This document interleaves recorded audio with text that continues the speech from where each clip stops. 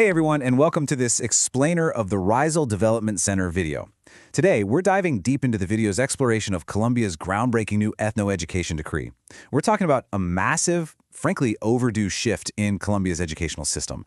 They're moving away from this rigid, one-size-fits-all colonial model and building something that's deeply, truly rooted in local culture and history. So let's unpack the insights from the educators and leaders who are actively shaping this new reality through a piece of legislation known as Project 589.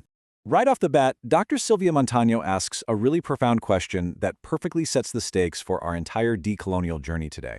She asks, who educates our children and from what vision? You see, for decades, Colombia's answer was pretty simple. A highly centralized state imposing one singular, standardized vision onto incredibly diverse communities. And this wasn't just, inefficient bureaucracy. It was a systemic educational model that actively ignored the specific histories, the languages, and the complex worldviews of Afro-Colombian, Raizal, and Palenquero communities. By asking this question, she's really challenging us to rethink the very foundation of how knowledge is passed down. Section 1. The Roots of Erasure.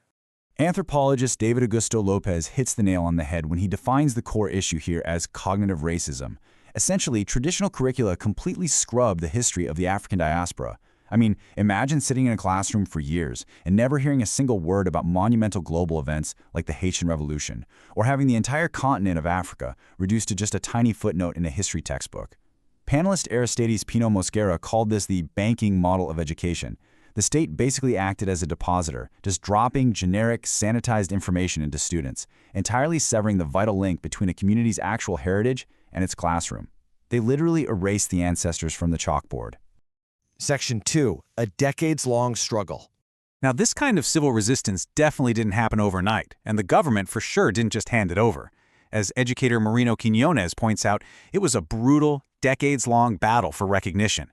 Back in 2005, teachers in Nariño staged mass civil disobedience. They flat-out refused to take standardized state evaluations because they completely lacked any ethnic differentiation.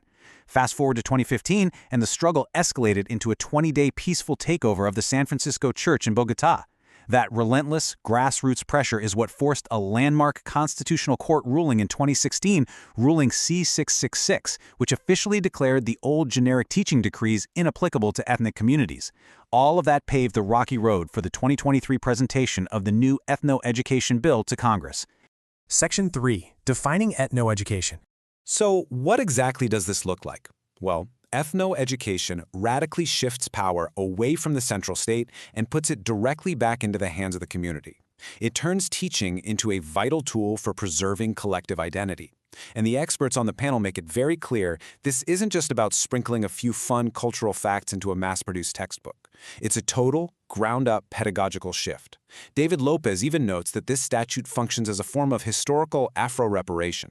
It formally acknowledges the massive psychological and cultural damage caused by centuries of exclusion, and it works to actually heal it by letting communities design their own learning environments and pick educators who genuinely understand their lived reality. A perfect example of this is the Raizal concept of uru.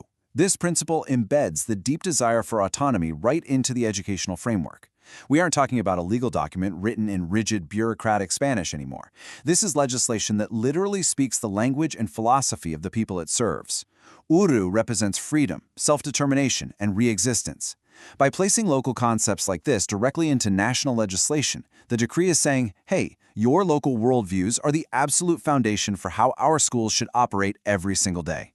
Section 4. The New Teaching Statute.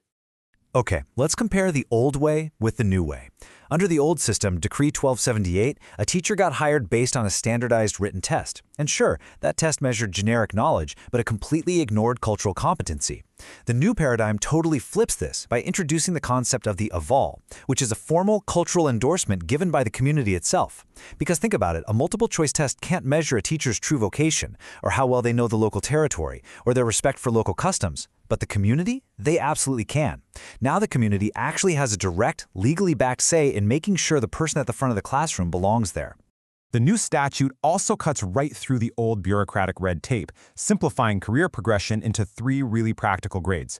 Marino Quiñones explains how the old system used to trap educators in endless hoops, forcing them to take arbitrary exams just to get a simple raise. This new system, though, is super practical. Instead of moving up through standardized testing, teachers advance by showing tangible community impact, doing relevant field research, and furthering their education in ways that directly benefit their students and their local ecosystem.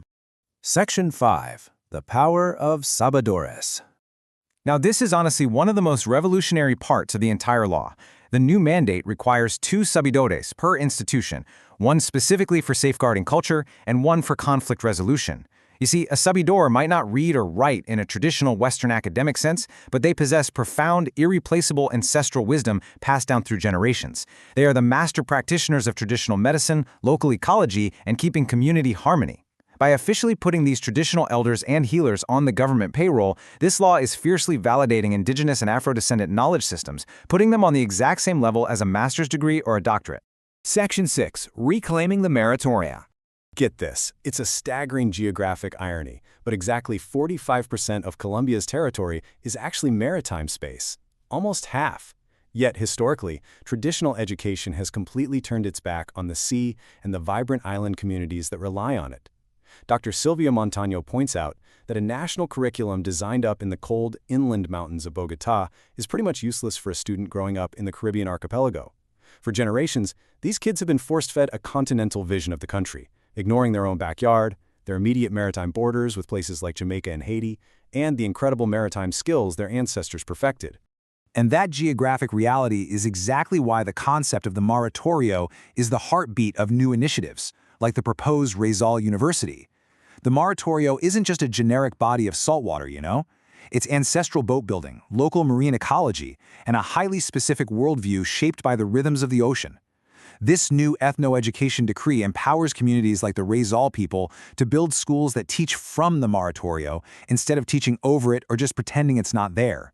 It means that, finally, you don't have to leave your island identity and your ocean heritage at the classroom door. So, as we wrap up, I want to leave you with this question. If our education shapes our future, whose past is it built upon? The incredible efforts discussed by the Raizal Development Center panel make one thing crystal clear. When a community reclaims its history, it finally takes control of its destiny.